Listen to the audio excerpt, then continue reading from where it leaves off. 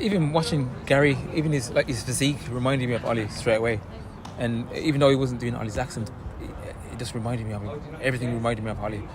And from the day I came back in 1991, memories just came flowing back.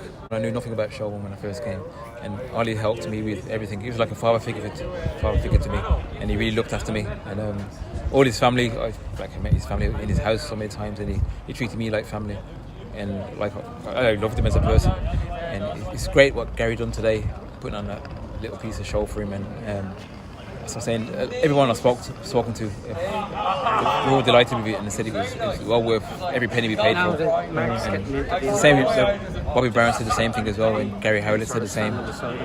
Brought back great memories. Fred Davis, I was talking to him today, knows him since the 80s. Brought back great memories, and he was such a dedicated to Shelbourne. He was just pure Shelbourne, exactly like Gary said in the show.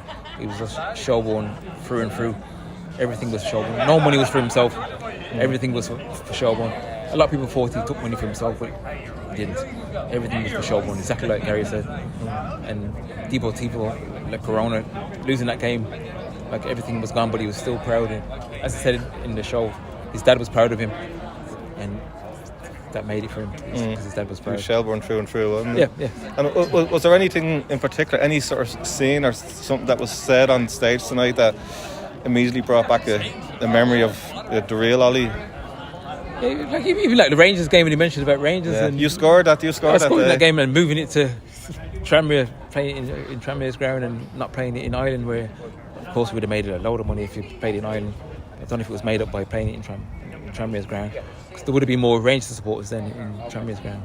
But that brought back a lot of memories of that game, because that could have made us immortal. Then if we would have held on to that win and got through to the next round, that would have been the biggest thing in Shelbourne's history back then. I always remember actually seeing Ollie.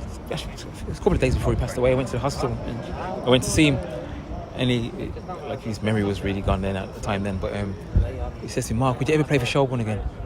And that was on his mind. He could barely talk, like his eyes could barely open. I said, "Mark, would you ever play for Shelbourne again? Make up with Dermot," because Dermot was one who got rid of me. He said, "Would you make up with Dermot and play for Shelbourne again?" Obviously, in the end, I did play for Shelbourne again. 2008, wasn't it? Yeah, and I told him, I will play for Shelbourne again. Right. And I did. You finished your League of Ireland career with the club you started it with. Yeah.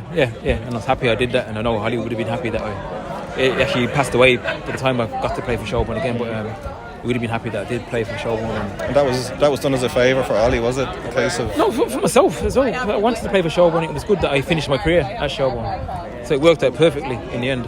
And Dermot was a total different person when I went back to Shelbourne. He was total opposite to when I left the first time. I don't know if it's because he was more mature or what it was, but you got player of the year that year, didn't you? Played the season that season as well. What age I was? I think I was 36 or 37. Yeah, but it was great to finish my career there. And it was great to actually do what Holly wanted me to do and go back to Shelbourne. That's Ollie's nephew there, Andy Byrne. That's Andy Byrne. He would know everything, Andy now. This is Andy Byrne. Brother from another mother. You can see the tan, like. So Ollie's brother Kieran, this is his son.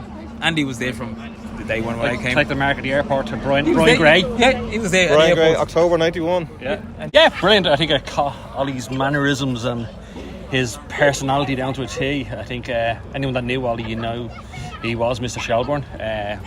He had his moments. He had his rows with the FAI, but he was also a League of Ireland man. I think that's what a lot of people didn't realise. He'd have his row with someone from Pat, someone from Rovers, someone from Derry, Cork, wherever it may be, but he also had the League of Heart, and I think more and more people like that nowadays in the league are needed.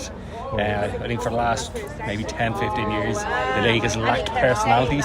I think you see it at the moment now. There's a few coming out, Damien or Shells, Stephen Bradley, to be fair to him at Rovers is starting to get involved, Alan Reynolds as well, Bowes, and you've still got characters. You need characters for this league to progress.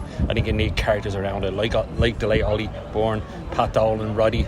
Now you've got a few of the same, Damien, and a few others. But it was nice to see Ollie. Yeah, like it's good to see people remember him. Like a lot of people, the newer first Shells fans wouldn't know Ollie Byrne. They'd have heard the name, they wouldn't have known. So hopefully some of the newer fans can get along to the show tomorrow night and see Ollie.